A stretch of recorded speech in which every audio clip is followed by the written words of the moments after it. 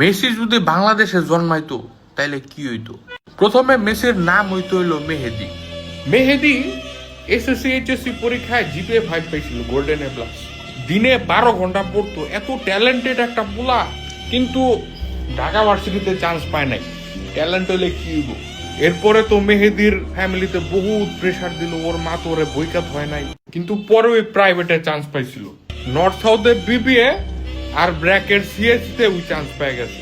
ওর একটা বন্ধু আছিল নাম নয়ন। নয়নে ওর একদিন ফোন দিয়া কইলো ব্র্যাকের মেয়েরা নর্থ সাউথের থেকে সুন্দর বেশি। মেহেদি ব্র্যাকে ভর্তি হয়ে গেল সিএসসিতে। ওই ঢুকছিল মূলত টার্কে প্রেম করার লেগা, পারে নাই। কিন্তু সমস্যা হইলো ওর বাপের থেকে প্রত্যেক সেমিস্টারে এতটি টাকা লইতো, ওর আর ভাল লাগতেছে না। পইরা গেল মেহেদি ডাপ্রেশনে। ওই চিন্তা করলো বাংলাদেশে থাইকে আমি কি করব। 3 মাস পরে মেহেদি ডিসিশন লইল আমি বিদেশ যামুগা।